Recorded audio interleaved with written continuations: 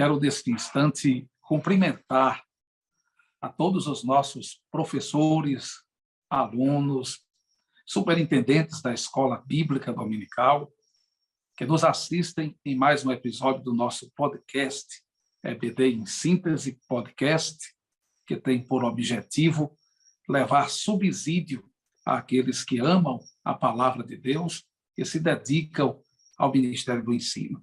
Eu sou o pastor Bruno Rodrigues, pastor da Assembleia de Deus em Currais Novos, e estou acompanhado hoje do evangelista Souza e do presbítero Luiz Antônio. Quero conceder aos nossos queridos irmãos a oportunidade de saudar aqueles que estão nos assistindo neste momento. A paz do Senhor para todos os irmãos e irmãs que nesse momento estão sintonizados nesse podcast. A bênção do Senhor. Então, queremos nesse momento aproveitar para expressar a nossa alegria em estar juntamente com os irmãos e irmãs, sempre no estudo, na pesquisa desta maravilhosa lição que estamos estudando nesse trimestre. Uma odisseia do Novo Testamento, uma panorâmica nos livros do Novo Testamento.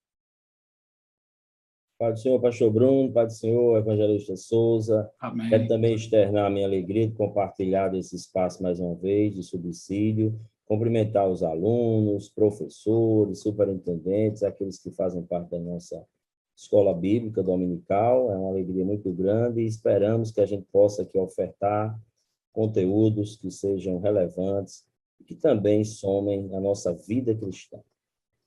Penso, meus companheiros, que nossa missão como professores da Escola Bíblica Dominical está além de repassar conhecimento.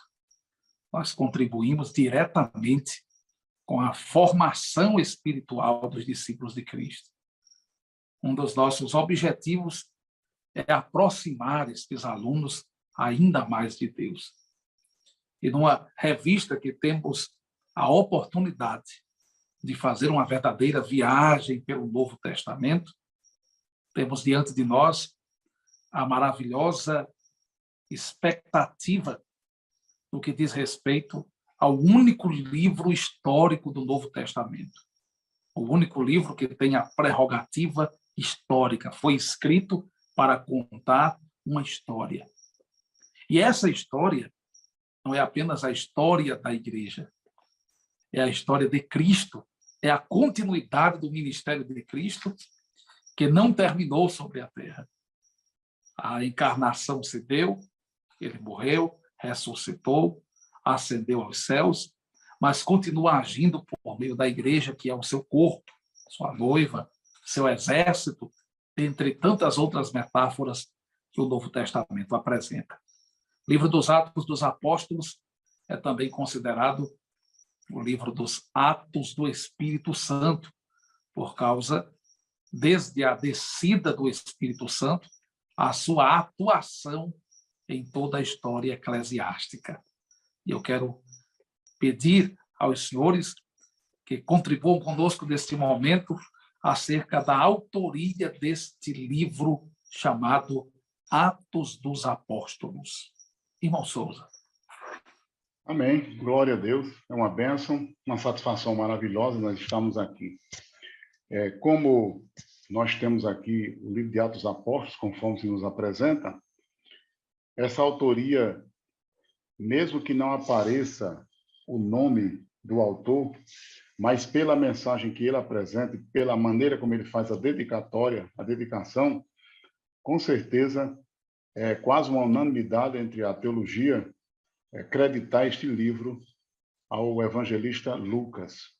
Considerando que Lucas escreveu o seu evangelho, também em que ele faz a dedicatória a Teófilo, aqui novamente ele escreve este livro e ele diz e fala sobre o primeiro tratado, a Teófilo, acerca de tudo que Jesus começou não somente a fazer, mas também a ensinar. Então veja que o estilo literário é o mesmo da introdução do Evangelho de Lucas, quando ele faz essa dedicação. E aí Lucas ele continua fazendo essa descrição tão maravilhosa, quando diz até o dia em que Jesus foi recebido de cima na glória, e ele deu mandamentos aos seus discípulos. E ali nós temos aquele momento triunfal, quando Jesus retorna aos céus. Então, a autoria desse livro é realmente creditada a Lucas, o médico amado, conforme nós já estudamos na lição número 8. E agora nós voltamos a tocar nesse mesmo assunto, sobre esse escritor, em que se acredita a ele esses 2 livros. Na realidade, o Novo Testamento, que é composto por 27 livros, tem as suas divisões por categoria, que são os evangelhos, onde nós temos os que escreveram, como Mateus, Marcos, Lucas e João, e esse livro que é atribuído a Lucas. Então, no Novo Testamento, os 2 livros, que é o Evangelho e Atos dos Apóstolos.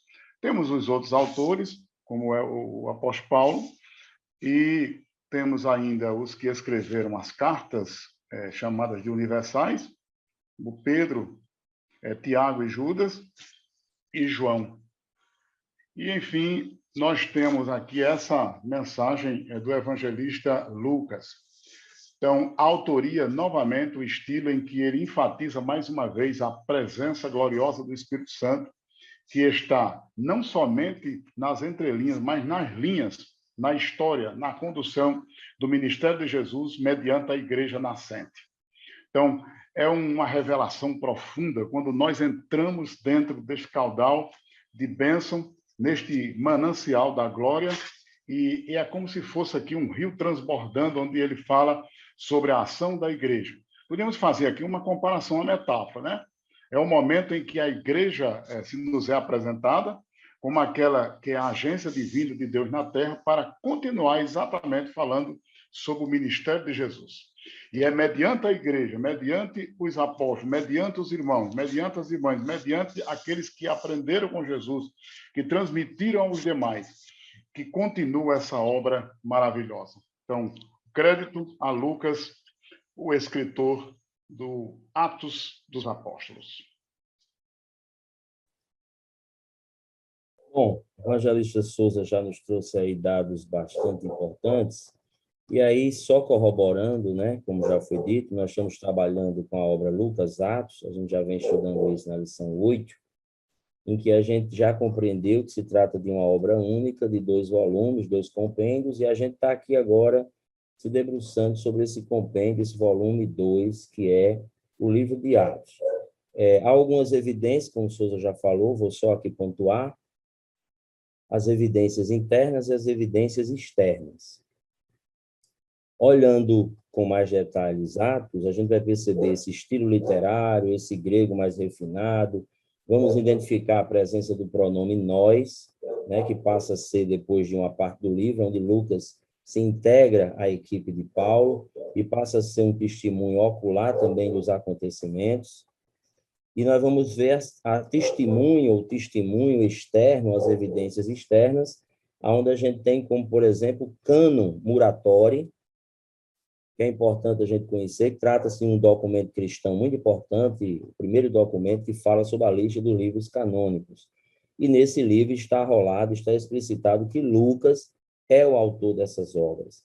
Autores, né, como Irineu, Eusébio de Cesareia, também atestam a autoria de Lucas. Então, como Souza já mencionou muito bem, é quase um consenso que Lucas é o autor dessas 2 obras, desses 2 livros. Mesmo sendo obras que a gente vê no livro anônimas, elas têm sim uma autoria hoje consensuada, que é o nosso querido evangelista médico Lucas. E sobre a dedicatória do Teófilo, aproveitando aqui já o ensejo, nós vamos compreender, há muitas especulações sobre Teófilo, mas a gente compreende, né, que Teófilo ou é um recém-convertido, é bom explicar isso para a turma, ou um interessado na fé, porque a Bíblia usa o termo catecúmeno, como se ele estivesse numa espécie de discipulado, querendo conhecer os fundamentos da fé. E também importante a gente entender que ele poderia ser um senador, um magistrado, um político, alguém com muita autoridade, e ele poderia ser o que nos tempos bíblicos a gente chamava, pastor Bruno Souza, de patronus libre, que era um patrocinador da obra e da divulgação desta obra, tendo em vista como era difícil escrever e como era difícil divulgar um livro nos tempos do apóstolo Paulo, os tempos da igreja, era uma situação complexa, e aí Teófilo parece, né, por evidências que a gente pode fazer uma leitura, chegar a essa interpretação, ele tinha um capital social e político importante e usou isso para divulgar essa obra. Então, é muito importante que a gente sublinhe isso também, meus queridos. É importante mencionar que essa obra apresenta uma transição. Ao longo das suas páginas, a igreja deixa de ser, pelo menos o que parecia ser nos primeiros dias, uma extensão do judaísmo. A relação dos primeiros cristãos com o judaísmo, nos primeiros versículos dos 2 primeiros capítulos do livro dos Atos dos Apóstolos, era muito intensa. Na verdade, até os capítulos 4, 5, 6, 7, até a perseguição a partir de Estevão, esse entendimento de que havia uma harmonia entre os seguidores de Cristo e aqueles que se propunham a obedecer à lei de Moisés era praticamente inquebrável. Mas Lucas mostra uma transição totalmente relacionada à mensagem que é explicitada no livro dos Atos dos Apóstolos.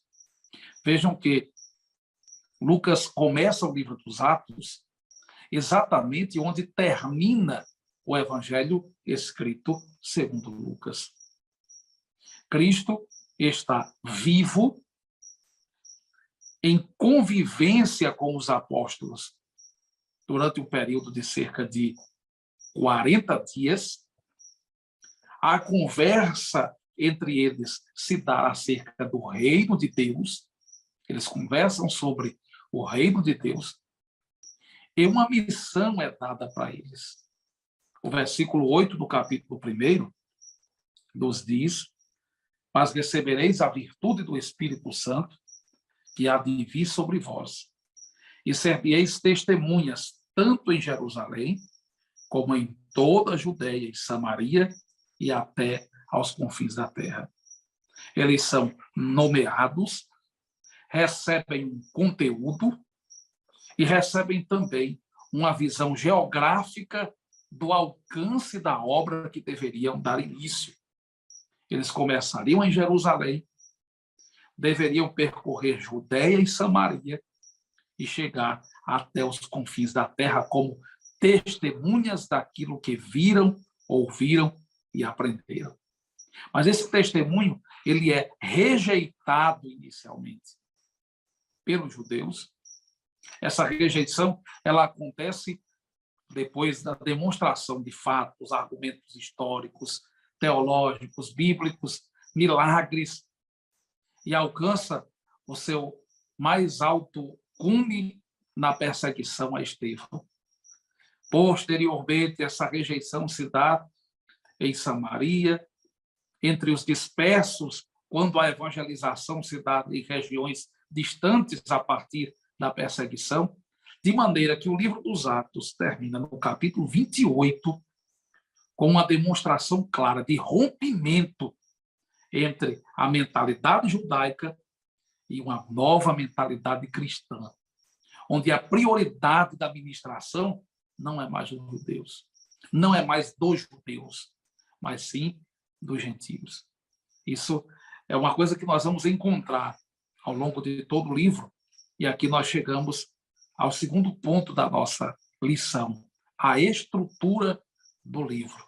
Evangelista Souza e irmão presbítero Luizinho. O evangelista Lucas realmente fala exatamente sobre isso. O pastor aí falando sobre esse alcance, né, da obra missionária, da obra evangelística, da obra de pregação da palavra e do testemunho que eles haviam dar no mundo. Realmente, quando Jesus diz aqui, né, no capítulo 1, verso 8, mas recebereis a virtude do Espírito Santo que há de vir sobre vós, e ser meus testemunhas, Aí ele diz assim, tanto em Jerusalém como em toda a Judéia, Samaria, até os confins da terra. Quando a gente lê esse versículo, Lucas vai exatamente nesse trajeto, ele faz uma descrição. O objetivo de Lucas é mostrar exatamente a caminhada da obra missionária, da obra ministerial de Jesus. A gente vê que realmente os primeiros capítulos, nessa questão estrutural, Lucas ele enfatiza exatamente a obra do Senhor acontecendo ali, dentro de Jerusalém, na realidade, Judeia, e aí a gente tem Samaria. Então, percorre aí entre do capítulo 1 até o capítulo 7. Então, no capítulo 8, a gente já tem aí essa expansão. Quer dizer, esse círculo começa a se ampliar. Por quê? Porque aí agora alcança Samaria e vai até o capítulo 12. E aí a gente já tem, a partir do 13, esse evangelho que agora é internacional. Pode ver que agora eles se ocupam com a expansão além das fronteiras. De sorte que há um destaque muito grande na obra evangelística, porque Lucas ele descreve realmente o ministério de Pedro e depois ocupa uma grande parte do livro de Atos Apóstolos um destaque em Paulo. Então, enquanto Pedro ele leva essa mensagem nesse círculo e abrange os judeus, mesmo que a mensagem de Pedro não fosse mais uma mensagem judaica, não uma extensão do judaísmo, mas agora Paulo ele tem uma mensagem de alcance para os gentios. Essa mesma mensagem é na pessoa de Paulo. Então, na estrutura do livro é isso aí. Tá? É por isso que varia. Cada autor faz uma determinada divisão do livro de Atos, mas é claro que tudo dentro de uma certa essência. A gente não pode fugir daquilo que está lá. É muito interessante o que você está colocando, isso. Porque a impressão que a gente tem é que do capítulo 2 ao capítulo 7, esse testemunho é dado em Jerusalém. Do capítulo 8 ao capítulo 12, se expande entre Judeia e Samaria. Do capítulo 13 até o último capítulo, o evangelho se expande até os confins da terra. Outra coisa que parece ficar muito clara é que existe uma divisão em duas partes. Na primeira parte, do primeiro capítulo até o capítulo 12, a principal cidade é Jerusalém. E até então, mesmo com a conversão de Saulo, o personagem mais importante dentre os apóstolos é Pedro. Mas a partir do capítulo 13 até o último capítulo, o centro da mensagem cristã deixa de ser Jerusalém e passa a ser Antioquia. E o apóstolo mais destacável é Paulo. Então, veja que Lucas, ele exatamente nessa estrutura, já que o assunto aqui é a estrutura, né? Se nós formos acompanhando o raciocínio de Lucas, ele nos leva exatamente aí. Claro que o protagonismo espiritual é a obra do Espírito Santo. Na parte material, nós temos os apóstolos levando a mensagem real. É como hoje. Hoje é a igreja, formada através de homens e mulheres, nós. Mas, no sentido espiritual, essa força motriz que nos leva à ação do Espírito Santo. Por isso que os teólogos acreditam, no livro de Atos dos Apóstolos, a ato do Espírito Santo. Não nega que Atos dos Apóstolos é a ação dos apóstolos, mas essa ação apostólica foi exatamente inspirada pelo Espírito Santo. Então, o cerne do livro, Lucas faz exatamente uma descrição do versículo 8, quando Jesus fala sobre que eles seriam testemunhas, e nos leva exatamente nessa caminhada espiritual, trajetória geográfica e, ao mesmo tempo, mostrando a expansão do reino. E é interessante ainda, porque nós aprendemos em Atos dos Apóstolos, nessa questão estrutural também, que Deus está interessado que a sua obra cresça. E existe uma lenda que diz assim, não, mas aí Deus trabalha apenas com a qualidade. Não. Segundo o Atos dos Apóstolos, Deus trabalha com esses dois pilares. Deus tem interesse no crescimento da sua obra, como também ele tem interesse na qualidade desta obra. Então, esses dois pilares devem, sim, ser... Porque não é interessante eu dizer, não, eu estou trabalhando só a qualidade, mas a obra só fica limitada. A gente tem que ampliar a tenda. A gente tem que expor e levar a mensagem do Evangelho. Então, Deus está ocupado aí que a sua igreja também cresça. Não somente no sentido estatístico, quantitativo, mas também no sentido espiritual. Então, esses dois pilares fazem parte da estrutura de Atos dos Apóstolos. Verdade, meu querido Souza, pastor Bruno, aí já expondo essa estrutura. E aí, como foi falado, pastor Bruno, Atos 1:8, né? A gente tem, inclusive, muitos autores colocam como o programa missionário da igreja, o primeiro programa, o índice, o programa de missões da primeira igreja está lá, Atos 1:8. E interessante que esse movimento geográfico ia precisar também romper barreiras como o preconceito, porque Samaria, né, vocês sabem muito bem, havia conflitos, havia problemas em relação aos judeus e os habitantes de Samaria, já historicamente.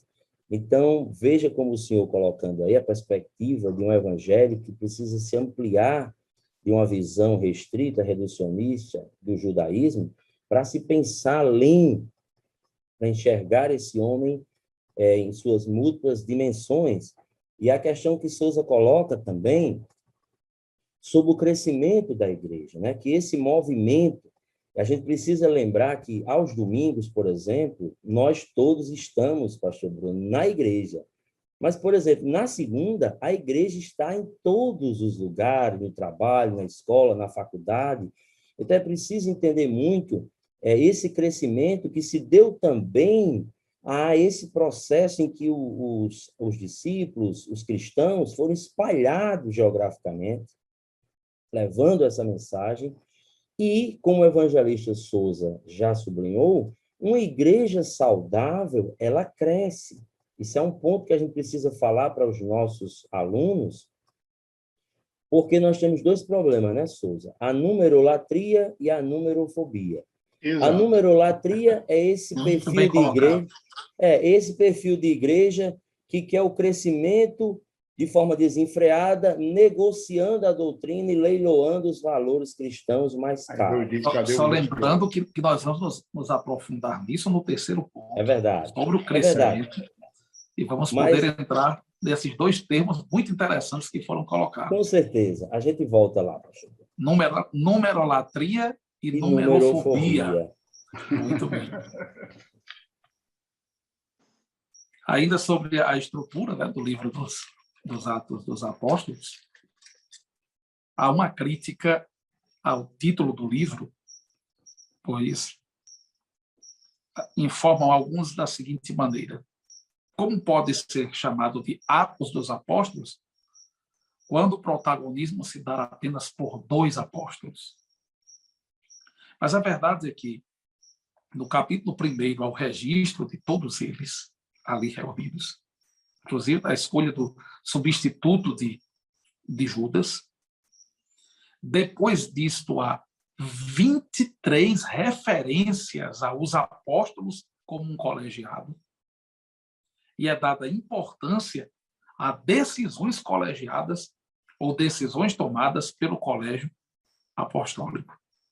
O protagonismo de Pedro e Paulo, Pedro na primeira parte do livro e Paulo na segunda parte, é apenas a demonstração de que Deus escolheu pessoas para exercerem liderança de forma mais abrangente.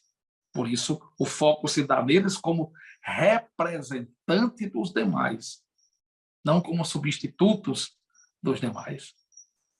E aqui há uma coisa interessante. No capítulo 2, o primeiro sermão de Pedro é registrado. Ainda no capítulo 3, a cura de um coxo.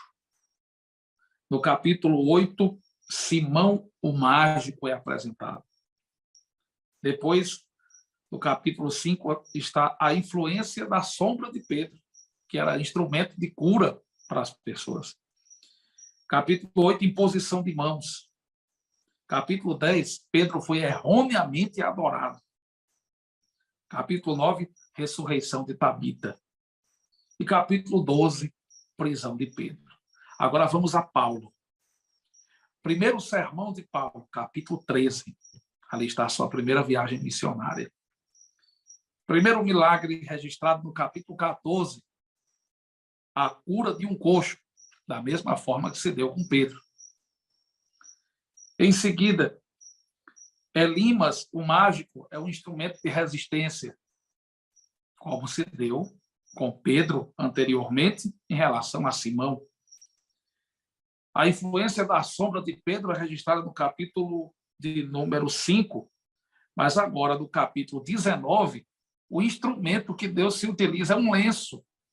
É a influência do lenço, que não é doutrina, não. É apenas o registro de um fato histórico. Capítulo 8, há um destaque em Pedro sobre a imposição de mãos, mas no capítulo 19, Paulo impõe as mãos e o Espírito Santo vem sobre os nossos irmãos em Éfeso. Capítulo 14, da mesma forma que Pedro foi adorado erroneamente, Paulo também, e resistiu, não aceitou essa adoração. No capítulo 9, se deu a ressurreição de Tabita, no ministério de Pedro. Mas no capítulo 20 está a ressurreição de Eutico. Agora vejam o que parece ser uma coincidência. Capítulo 12, Pedro termina a sua aparição no livro dos Atos de forma mais contundente, preso, uma prisão. E onde é que está Paulo no capítulo 28? Preso também. A estrutura do livro nos apresenta um evangelho que prospera em meio a adversidades. Uma autoridade espiritual que se desenvolve e se espalha por aqueles que o Senhor escolheu da forma soberana como ele deseja e determina sobre os seus servos. Nem Pedro é apresentado maior e nem Paulo menor. Paulo não é apresentado superior e nem Pedro inferior. São apenas servos que contribuem para o crescimento da obra de Deus. O escritor, na lição, apresenta a estrutura, inclusive, com cerca de 9 pontos. O escritor da lição menciona, em relação à estrutura do livro, cerca de 9 pontos.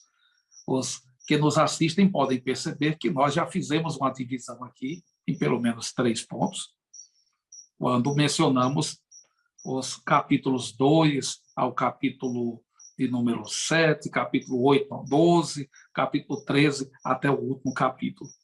Mas vejo como importante mencionar a estrutura que está na lição, visto que os alunos terão acesso direto ao conteúdo que está ali. E, de fato, reflete, de forma geral, tudo que está sendo apresentado, abordado acerca do livro dos Atos. Então, essa é a divisão. A estrutura do livro. Derramamento do Espírito. É o primeiro ponto. Os primeiros dias da igreja em Jerusalém. O segundo ponto.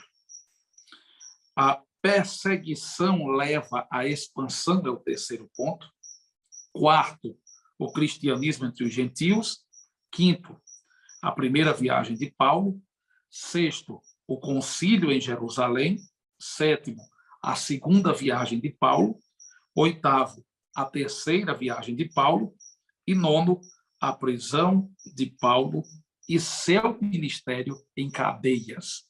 Assim concluímos a estrutura do livro dos Atos dos Apóstolos, para nós agora adentrarmos no ponto que trata do crescimento da igreja.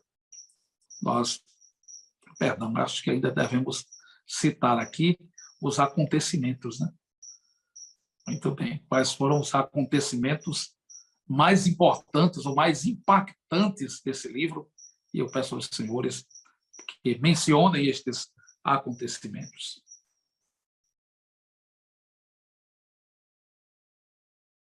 Aí, pastor.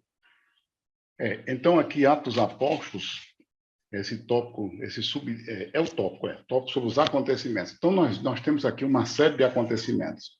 Considerando aí o aspecto geográfico, que ele também tem uma uma significação bem profunda nisso. Lucas, ele não está assim, preocupado em mostrar apenas o evangelho do ponto de vista só geográfico, mas ele nos leva a entendermos a dimensão desse evangelho.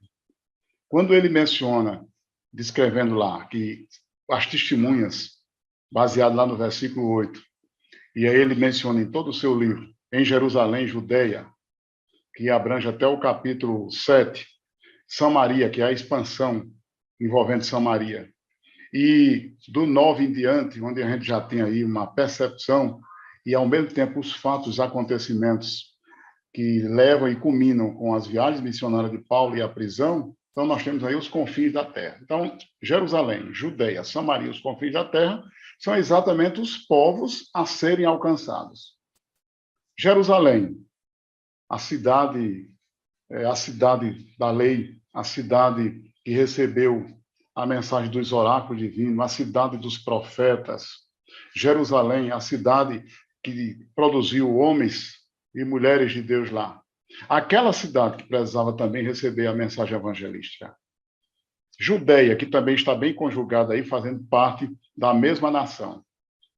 E aí nós temos Samaria, que conforme a história nos apresenta, é no Antigo Testamento, os samaritanos, eles exatamente foram aqueles que vieram com o exílio que aconteceu com as 10 tribos, e quando a Assíria levou as 10 tribos e expandiu, dispersou aquelas 10 tribos no mundo, a Assíria, através da sua força política e poderosa, trouxe pessoas de outras nações e vieram ali para as terras de Jerusalém, aliás, as terras dos reinos do norte e do sul,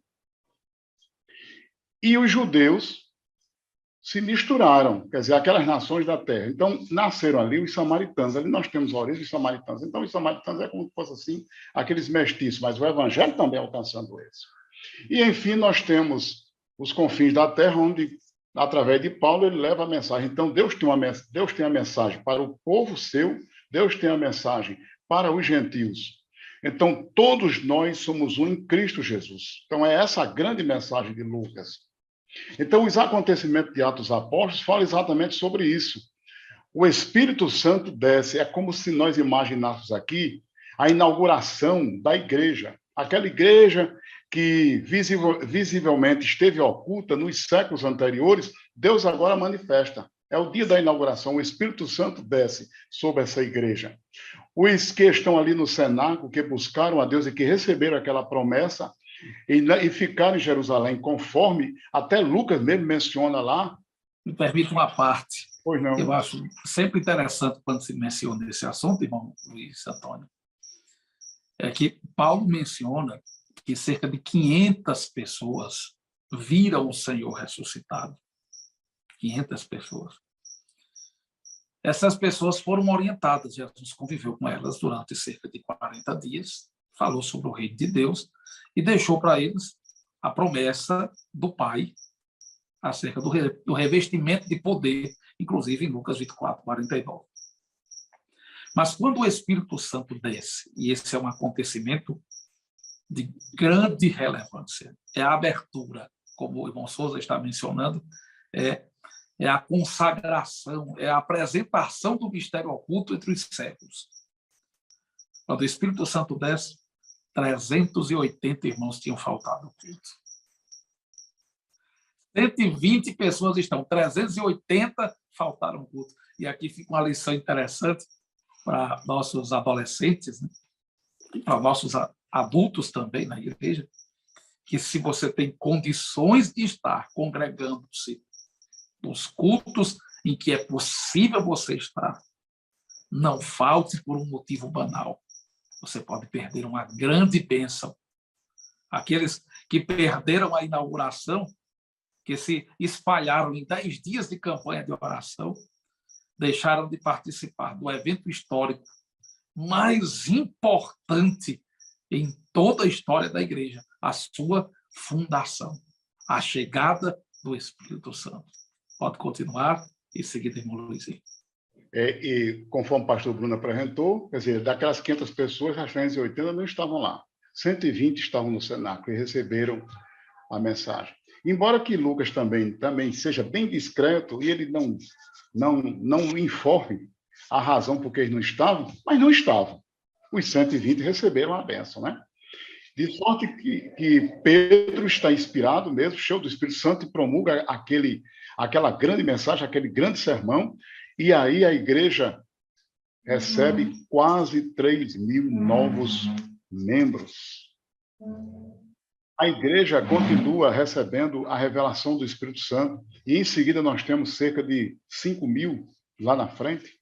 Depois são multidões, e quando eles são presos, ele diz, olha, vocês estão enchendo a nossa cidade com essa doutrina. Então, isso significa que, mesmo que hoje nós tenhamos rádio, nós tenhamos TV, nós tenhamos a mídia, nós tenhamos as conexões para propagarmos o evangelho, mas o que aqueles homens, inspirados pelo Espírito Santo, fizeram foi uma coisa extraordinária, gente. Então, os alunos da escola bíblica poderão até entender a força maravilhosa do Espírito Santo na história da igreja. Quer dizer, eles não tinham essa tecnologia que hoje nós temos. Eles não tinham um microfone para que a sua voz fosse ampliada. Eles não tinham acesso a essas redes digitais. Mas o que aqueles homens fizeram, Lucas registra com um afinco tão grande, com a profundidade da mensagem, quer dizer, a força do Espírito Santo presente na igreja, de sorte que eles encheram Jerusalém com aquela doutrina. Então, é uma grande e maravilhosa obra do Espírito Santo. Verdade, meu caro Souza. Pastor Bruno, e dentro dessa esteira aí dos acontecimentos, Souza fala sobre essa questão do derramar do Espírito Santo, a efusão do Espírito, a inauguração da igreja. E é importante, na fala do Souza, a gente também colocar que o pentecostalismo, ele se traduz em capacitação e se deságua em missões. É isso que a gente também tem que mostrar aos nossos alunos, porque nós já fomos muito criticados, ainda somos alvos de muita crítica, até de sermos muito apegados ao livro de Atos, e isso não há nenhum problema, desde que a gente fundamente a doutrina cada vez mais. Mas um fato é que nós temos muitas vezes um pentecostalismo visto numa dimensão do emocional e não na dimensão do serviço.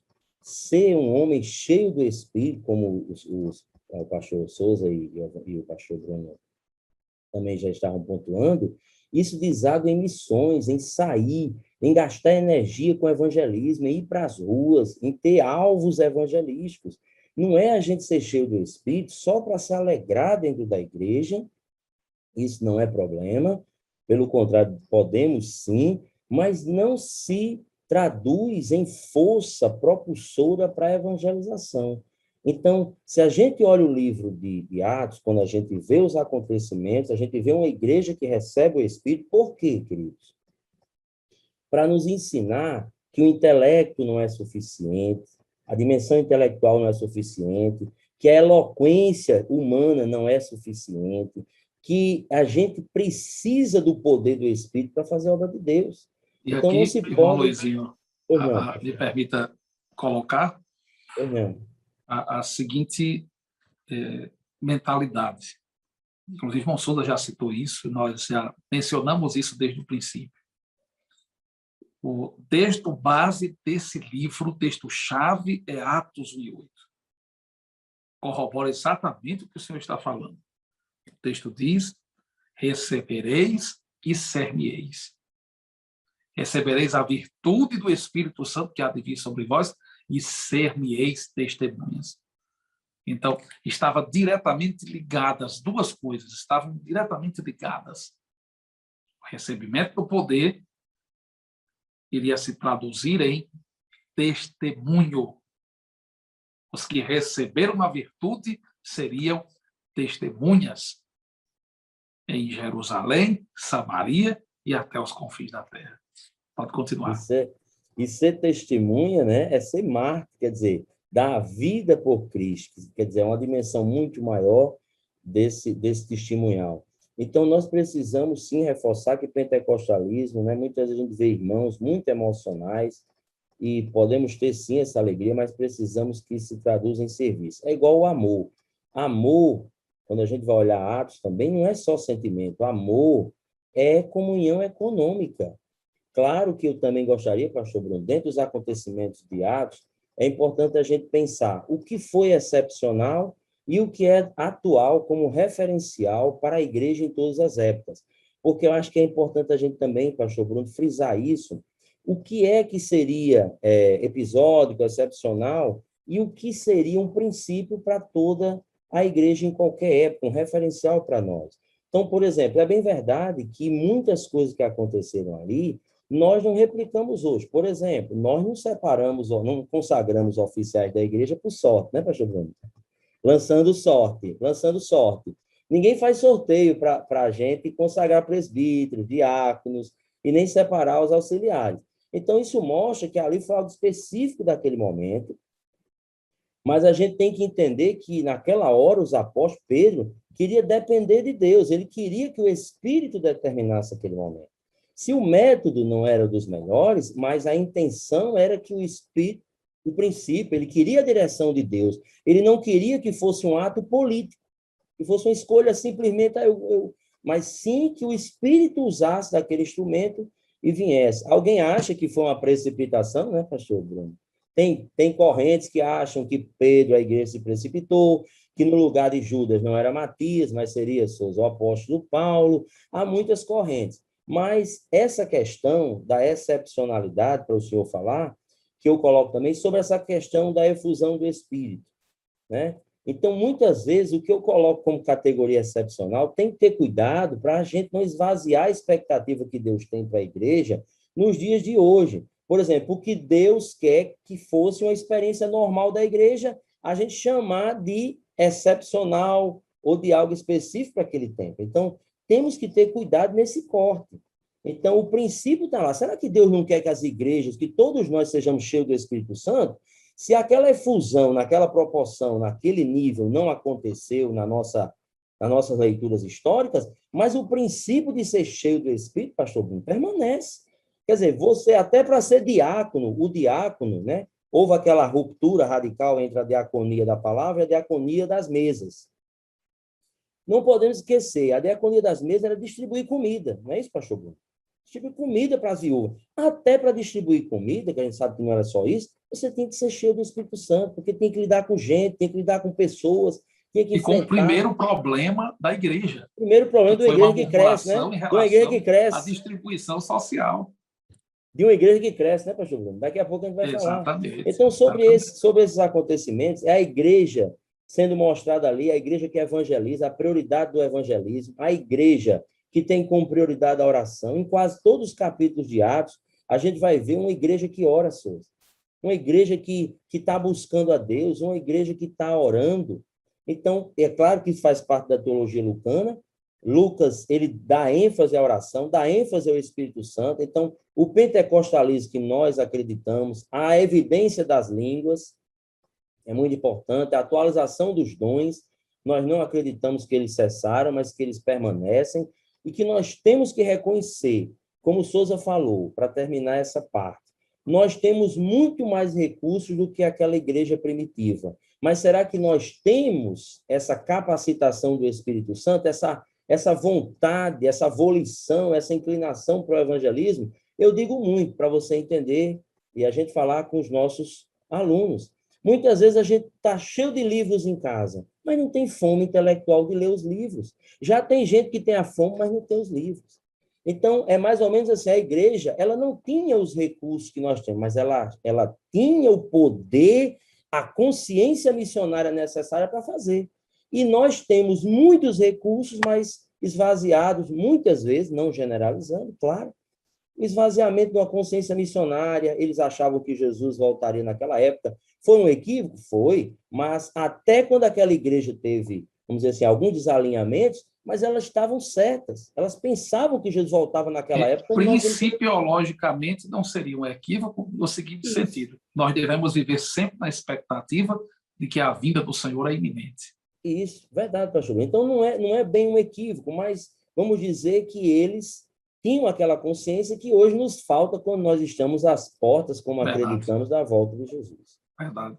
Uma outra questão sobre excepcionalidade, E eu gosto de mencionar muito isso, porque é um dos acontecimentos importantíssimos no livro dos Atos.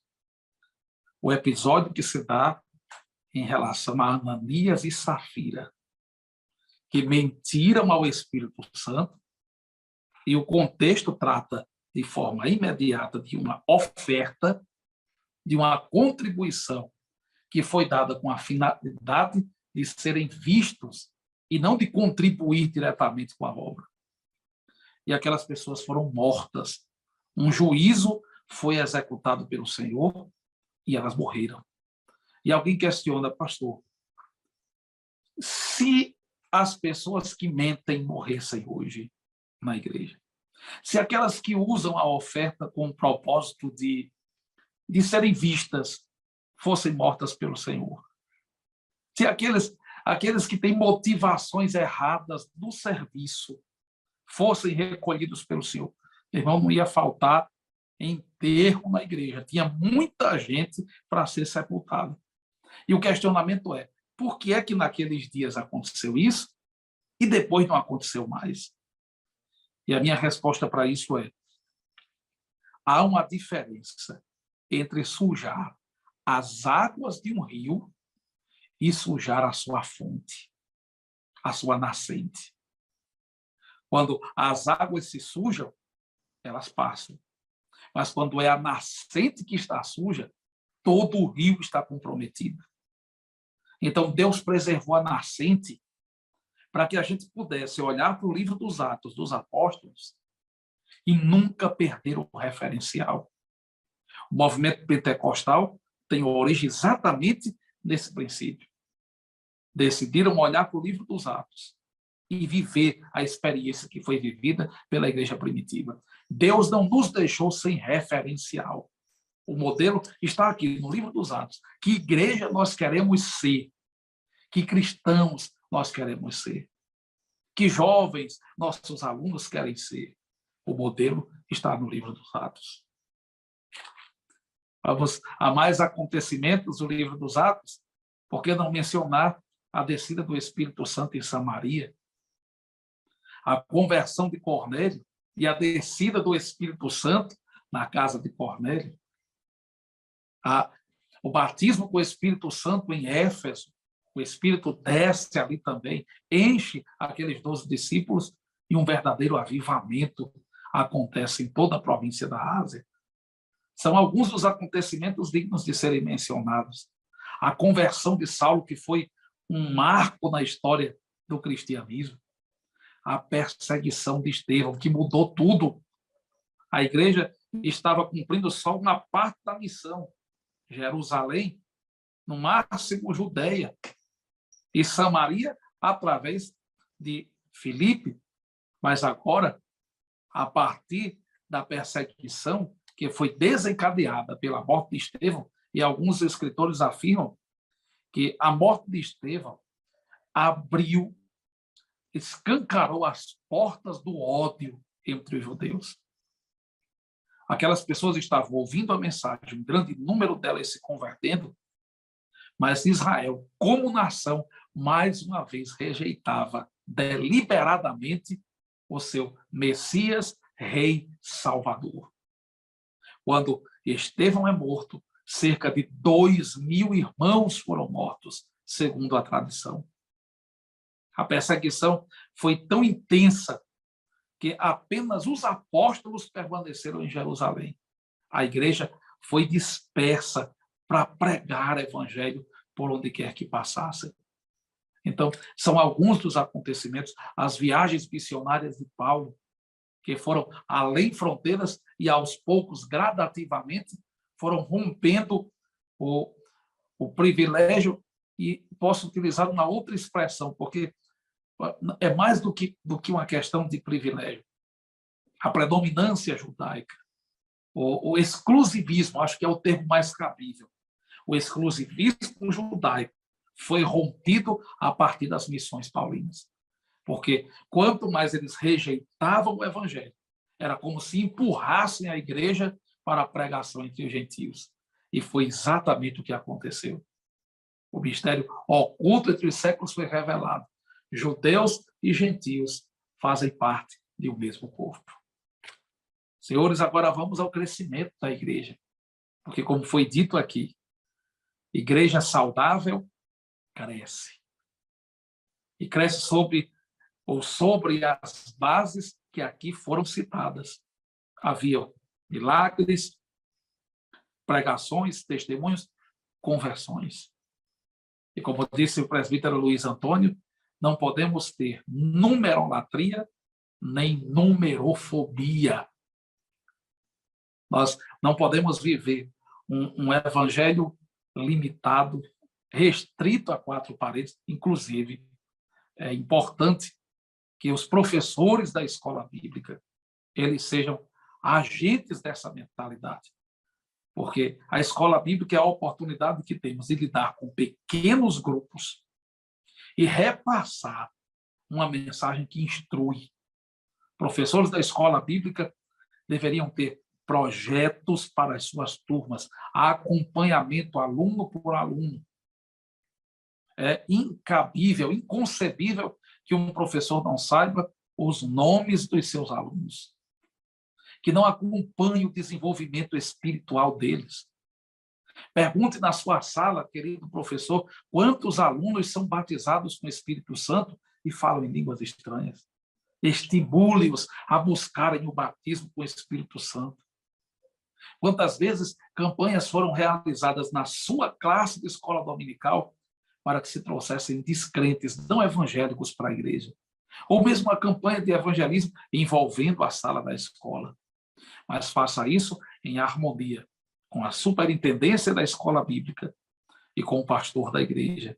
Porque uma coisa não pode passar por cima de outra. O princípio da autoridade espiritual, que foi levantado tantas vezes no livro dos Atos dos Apóstolos, se referindo à autoridade apostólica, não pode ser quebrado em nossos dias. Mas nós temos uma missão, precisamos influenciar e precisamos colocar fogo no coração dos nossos adolescentes para que façam a obra do Senhor. Então, vamos falar sobre o crescimento dessa igreja no livro dos Atos, irmão Souza e irmão Luizinho. Olha, é uma bênção aí a descrição que já foi feita aí, não somente aí no curso dos acontecimentos, como o cerne, o conteúdo, a essência do crescimento. Então, conforme nós já havíamos falado no início, então, o livro de Atos dos Apóstolos nos ensina que Deus tem interesse que a sua igreja cresça, e isso em todas as dimensões. É exatamente essa tecla que a gente tocou no início, e agora a gente já está à vontade para falar agora nesse tópico. Deus tem interesse que a sua igreja cresça. Então, eu não posso apenas achar que aquilo que está parado, mas aqui é porque só tem qualidade. Que conversa é essa? Não, Deus trabalha aqui exatamente com esses pilares. E o livro de Atos dos Apóstolos é uma prova disso. O dinamismo da igreja, a Bíblia diz assim, né, em Atos dos Apóstolos, o capítulo 2, verso 47, o versículo diz assim: louvando a Deus e caindo na graça de todo o povo. E todos os dias acrescentava o Senhor à igreja aqueles que se haviam de salvar. Outra tradução dá os que iam sendo salvos. Mas o que nós entendemos aqui é exatamente isso. O crescimento da igreja se dava em todas as dimensões. Na dimensão física, na dimensão qualitativa, na dimensão quantitativa e na dimensão espiritual. Os versos anteriores dizem assim: perseveravam na doutrina dos apóstolos e na comunhão, no partir do pão e nas orações. Aqui nós temos esse crescimento de forma espiritual, porque eles perseveravam exatamente tendo como referência a doutrina apostólica, na comunhão e no partir do pão e também nas orações. Luiz falou aí com muita propriedade a ênfase que Lucas fala sobre a oração.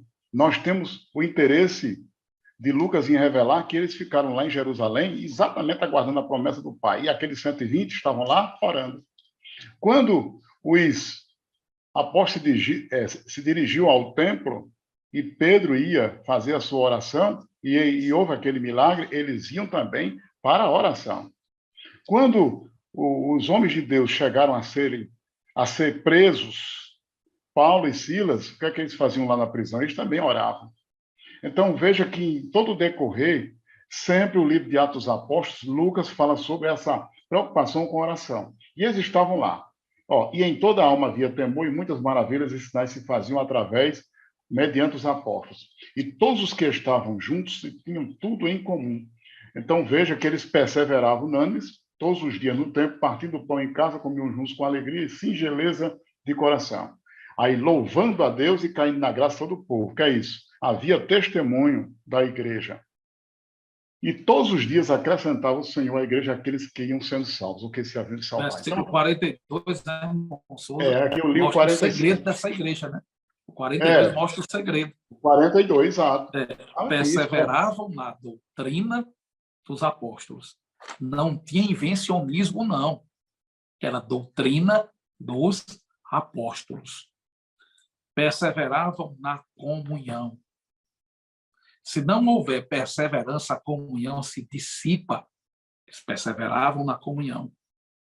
No partir do pão, é provável que seja uma referência à ceia, mas aqui nós demonstramos e acreditamos isso como um princípio, inclusive como pastor de igreja.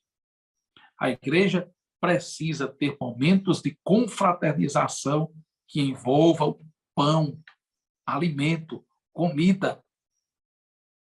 Alguém disse, não, mas a igreja não precisa disso. De acordo com esse texto, precisa sim. Até porque essa ceia aqui não era um pedaço de pão e um pouco de suco, não. Era um banquete. Havia a festa do ágape, inclusive. A igreja precisa desses momentos de comunhão. Inclusive, a sua classe, as nossas classes de escola bíblica precisam desses momentos também. E nas orações. Nós vivemos uma crise em relação à oração em muitos lugares. As pessoas vão orar de joelhos, elas não conseguem orar mais do que 10 minutos. Orações de 30 minutos da igreja, você tem 10 as pessoas orando, alguns poucos em silêncio, daqui a pouco as pessoas estão se sentando, de forma inclusive irreverente, pegando instrumentos como o celular, o tablet, ou vão lá fora, na hora da oração. E é importante tratar disso com os adolescentes, com os jovens que estão sendo ministrados por essa aula. Por quê? Porque essa quebra em relação à perseverança na oração, inclusive na adoração como um todo, é o que tem levado ao esfriamento espiritual muitos crentes nessa geração. Podem prosseguir, meus companheiros. E esse crescimento, a gente tem que entender que também existem as provas e adversidades, porque não podemos entender que o crescimento da igreja é só oba-oba. E não é oba-oba. O crescimento da igreja é um pilar doutrinário. Agora, esse crescimento, além de nós termos a comunhão, a oração, Deus também nos prova. Pode ver que quando houve a perseguição envolvendo Estevão, houve aí um avivamento, porque o evangelho foi levado e expandiu as fronteiras. Quer dizer, saiu dali das portas de Jerusalém, Judeia, e agora nós temos a expansão para Samaria. Quer dizer, alguém diz, mas aí a perseguição, claro que a perseguição não é boa do ponto de vista material, mas Deus permitiu a perseguição e mandou sobre a igreja como uma maneira de Deus impulsionar a sua obra. Então, isso significa que aqui na Terra, a gente não pode apenas mostrar um lado, dizendo que a vida em Deus, a vida no Evangelho é uma vida somente de flores. Mas aí, os espinhos que existem na caminhada, a Atos dos Apóstolos mostra isso. Quem tem lá, Estevão, o primeiro mártir, que foi apedrejado por causa da palavra. Nós temos lá em seguida, depois nós temos Tiago. E Lucas, ele apresenta isso aí, ele mostrando que Deus, para que ele nos dê o crescimento que a gente precisa conhecer os caminhos de Deus. E esses caminhos de Deus nós temos que trilhar, entendendo a sua vontade em nossa vida, tanto na bonança como também nas horas da dificuldade. Isso mesmo, meu querido evangelista Souza, pastor Bruno. E a gente, claro, quem não quer que a sua igreja cresça? Quem não quer que a sua igreja cresça, né? Então, nós precisamos voltar ao manual de evangelismo e missões, que é Atos, que nos dá essa condição, e como o pastor Bruno falou, estudar esse crescimento, né, pastor Bruno? Porque ele tem uma dimensão espiritual e tem uma dimensão material, como, por exemplo, essa questão da comunhão econômica. Porque é bem verdade que hoje os crentes, os cristãos, não vendem mais tudo que têm e depositam nos pés dos pastores. Pelo menos essa não é a regra. Se acontece aí em outro lugar, mas é uma Inclusive, essa anomalia. própria situação, né, do livro dos Atos dos Apóstolos trouxe um problema depois. Nós vemos Paulo recolhendo ofertas lá da igreja em Corinto para os crentes pobres de Jerusalém. E cadê a Em nenhum divisão? momento isso aqui foi dado como um mandamento, É, isso foi espontâneo, e é porque não teria, possível até que fosse uma empolgação. exato, porque não teria sentido Paulo estar recolhendo oferta lá na frente se tivesse havido a continuidade dessa divisão. Certeza. Mas o que fica, né, pastor Bruno, é o princípio também da comunhão econômica. Se eles se excederam, né, se eles se excederam na intervenção, mas o princípio da comunhão econômica é uma igreja que também assiste os seus irmãos no sentido de cooperar financeiramente, de ajudá-los em momentos de crise, de luta que a vida também nos traz, as estações de dores, né? E sobre o crescimento, a gente verificar uma igreja que, como era uma igreja saudável, ela crescia. Eu já escutei muito o evangelista Souza, a gente já conversou sobre isso, porque muitas vezes algumas pessoas querem justificar o não crescimento, né, pastor? E assim, a gente não pode negociar isso. Se uma igreja é saudável, ela cresce. E se ela cresce, ela também tem problemas, como a igreja de Jerusalém, quando houve o problema da distribuição social com os cristãos judeus e os helênicos, né, os gregos. Então, isso mostra que o crescimento também traz problemas que precisam ser administrados, equacionados. Então, a gente tem dois extremos hoje no Brasil. A gente tem a numerolatria, são essas igrejas que venderam praticamente, leiloaram a doutrina, negociaram a arquitetura de valores cristãos em nome de números, de encher uma igreja, de inchar uma igreja. Inclusive, quem se envergonha de ser igreja para crescer. A própria arquitetura hoje dos templos de algumas igrejas querem passar a imagem de que não são uma igreja, com o fim de quebrarem aquela mentalidade existente pelos que foram traumatizados por excessos da igreja no passado. Ora, quem praticou excesso, quem pecou, quem errou, não agiu como igreja no seu padrão bíblico. Então, não deveríamos ter vergonha de ser a igreja. Nós não precisamos pintar uma igreja de preto para que ela não pareça igreja. Se alguém faz isso por um costume, tudo bem. Mas por vergonha de ser igreja, não, nossa liturgia, nossa forma, nós precisamos de um baile depois do culto para os jovens dançarem, para que eles extravasem, porque jovem é jovem, mas crente é crente. E o princípio da palavra, um crente, um jovem crente, que conhece as Escrituras, ele não sente falta do mundo. Então, não precisa trazer um mundo para a igreja para que um jovem se firme. É como alguém que diz, irmão Luizinho e irmão Souza, que não há mais crescimento de jovens na igreja, o que não é verdade. É o público que mais cresce em nossas igrejas. Mas alguém cita o seguinte: não, se houvesse mais lazer, se houvesse mais viagens, se houvesse mais festas para os jovens, aí sim nós sustentaríamos os jovens na igreja. De forma alguma. Que sustenta o jovem na igreja, essas coisas podem ser interessantes, mas como um aperitivo, não como um alimento da vida espiritual. Sustenta o jovem da igreja é boa doutrina. Outro dia, eu estava a conversar com o líder de jovens, o nosso irmão Fred, o líder do DEJAD, e falávamos sobre culto de doutrina, frequência de jovens no culto de doutrina. E foi feita uma pesquisa. Por que é que os jovens se ausentavam do culto de doutrina? E um dos motivos era porque a administração não era sistemática, porque não havia compreensão do que estava sendo dito. Ou seja, eles não têm resistência a ouvir a palavra. O problema, às vezes, se dá na qualidade que nós temos. E aqui eu acrescento, nos púlpitos e nas salas de aula, nas nossas escolas bíblicas. A falta de conteúdo afasta. A falta de espiritualidade, de fervor espiritual, esfria. Então, como é que nós vamos cobrar resultados se não estamos oferecendo o básico? Se isso for oferecido, a igreja cresce. E cresce em todos os seus aspectos. Podem prosseguir, senhores, para nós concluirmos. Pastor Bruno, e essa questão do jovem, né? A gente sempre faz aquela pergunta. Eles são jovens crentes ou são crentes jovens? Então, o que é que está em primeiro lugar? É igual os músicos da igreja, né, pastor Bruno? É músico crente ou crente músico? Se você é primeiro crente e depois músico, tudo que vem depois vai ser modificado. Você é jovem, mas primeiro é crente. A gente tem que colocar que nós somos primeiro crentes, depois jovens. Porque essas falas, né, pastor Bruno? Dá a entender que primeiro nós somos jovens e depois nós somos crentes.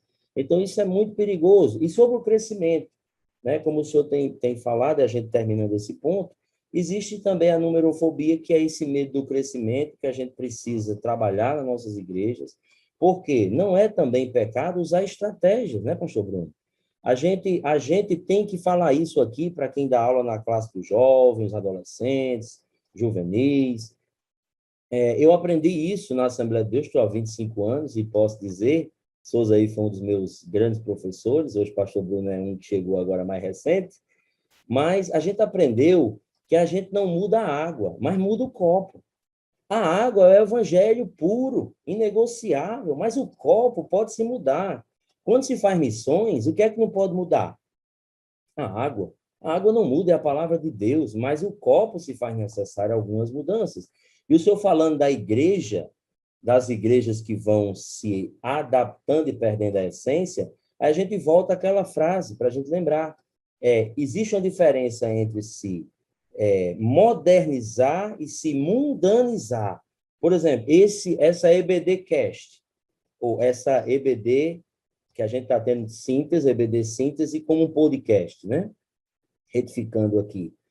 Ela é o quê? A modernização. É uma igreja que responde a um novo tempo, mas sem se mundanizar.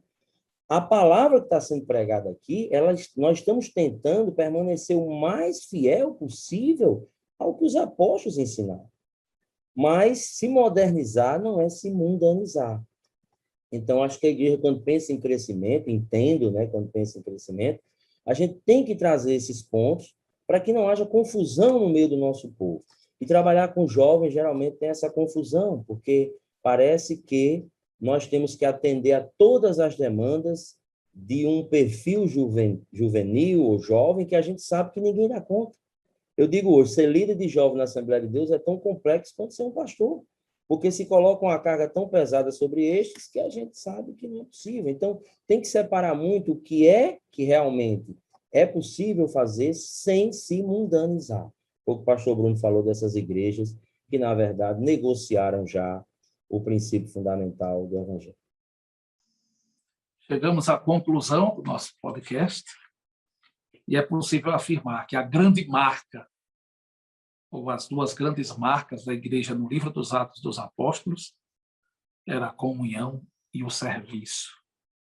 Todas as outras coisas, a oração, a adoração, o poder do Espírito, a palavra, a doutrina dos apóstolos vivida em prática ou na prática, se resumem nisso. Era um povo que aprendeu a viver em comunhão e tinha disponibilidade para servir. Senhores, nossas considerações finais. Então, Souza, inclusive, em seguida, o irmão Luiz Antônio.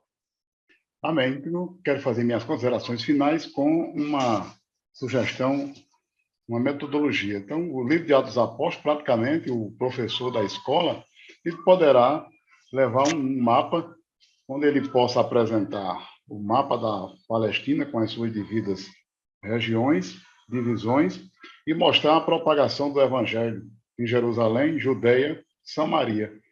E nesse mapa, caso ele possa, ou vários mapas, isso é uma sugestão, uma metodologia, onde ele pode mostrar, não isso através só de um mapa físico, mas ele pode fazer uma projeção, depende do lugar ou da estrutura da sala em que ele está lá, aquele professor, aquelas professoras, ou os professores, ou aquele que estiver na frente. E ali ele fazia essa exposição mostrando que as viagens missionárias de Paulo também contribuiu para a expansão e o crescimento da igreja.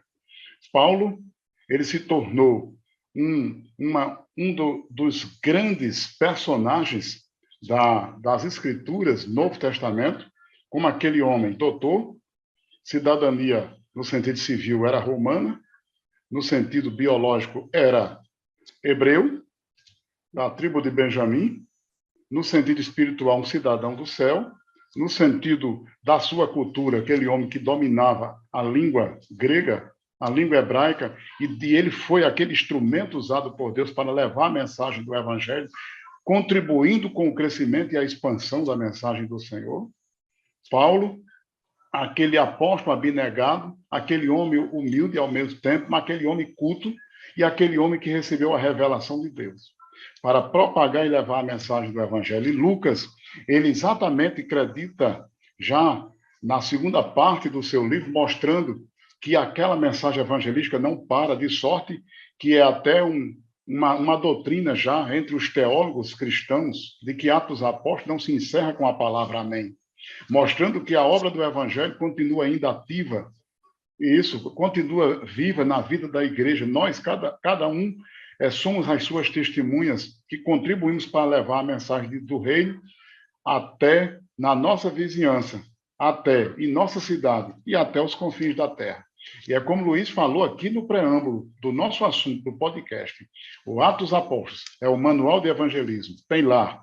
E podemos acrescentar, é o plano de voo da igreja, é o diário de bordo da igreja, é o plano, é a diretriz curricular da base educacional e espiritual da igreja na terra. É a norma que rege o trabalho evangelístico e é a chave que abre para que todos nós possamos entender que o crescimento do reino de Deus passa mediante nós. Deus faz através da igreja. E é essa grande mensagem que Lucas nos traz com a sua palavra e como testemunho ocular que acompanhou ao apóstolo Paulo e relata, como até mesmo, de novo, repetindo e citando Luiz, o nós. Então, veja que está presente sempre esse pronome, porque ele estava lá, muitas vezes observando e estava lá como a testemunho ocular. Então, Lucas, esse grande escritor, médico amado, e discípulo e amado do Senhor, que nos dá o manual, a ferramenta do crescimento, para nós entendermos a obra missionária, e através desse livro, a vertente de Deus está em nossa vida e nosso coração. A bênção do Senhor. Amém. Meus queridos, só também terminar aqui agradecendo e trazer aqui uma última ênfase, já, pastor Bruno, que o livro são 30 anos, a gente não disse aqui no início, mas são 30 anos, né, que cobre de história, 30 e poucos anos, não temos uma precisão. São muitos eventos e a gente está trabalhando aqui com as ênfases, como Paulo, como Lucas também o fez nos seus escritos. Mas eu queria deixar uma ênfase para a classe especificamente que a gente está trabalhando aqui, pastor Bruno, que o livro de Atos também mostra algo que eu, particularmente, como pessoa, me chama muita atenção e me enche os olhos, é o fato de Deus chamar pessoas, separar pessoas para a sua obra. E no livro de Atos a gente vê essa descrição, mas vê também essa teologia do chamado desses homens. Isso é muito importante a gente levar para a nossa classe, porque hoje na igreja a gente sempre aprendeu isso.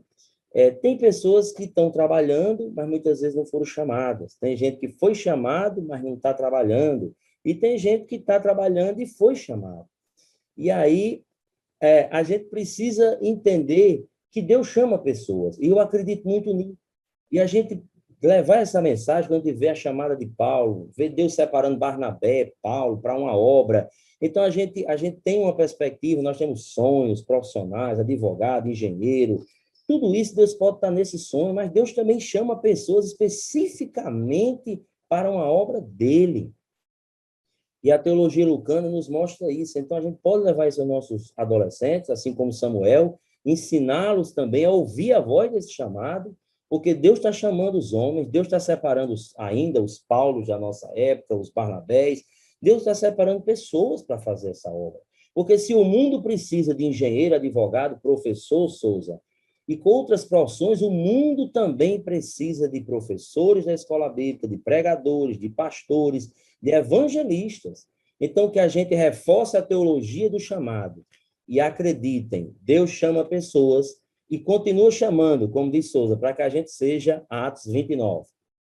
Completo. Que mostremos aos nossos alunos que a fonte continua pura. Tem água suja? Tem, mas a nascente continua limpa.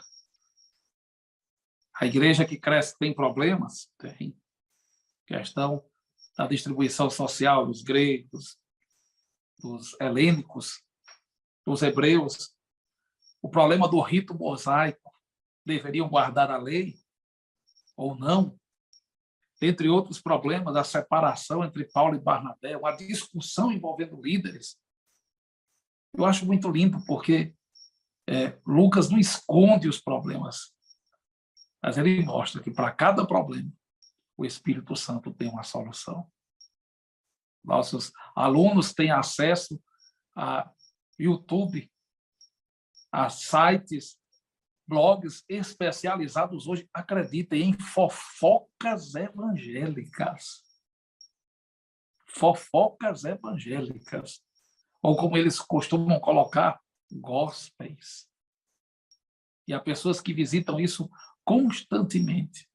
Na cabeça do adolescente, quando ele percebe essa realidade, a imagem e a mensagem que lhe sobrevém é que tudo está errado. Às vezes não é preciso ir tão longe, ir no YouTube, ou procurar um site, um blog, ou um podcast que fale mal da igreja. Às vezes ele encontra isso dentro da própria igreja. Um líder que expõe de forma, às vezes até irresponsável, problemas para mentes que não sabem como resolver, e o adolescente fica ali ouvindo sem saber o que fazer. Que a gente aprenda a mostrar que a fonte continua pura, a nascente está pura. Vamos ser o capítulo 29 do livro dos Atos. Deus abençoe a todos. Repito essa frase citada há pouco pelo presbítero Luiz Antônio, e é uma realidade. Nós podemos ser o capítulo 29. Deus abençoe a todos em nome de Jesus. Até a próxima aula.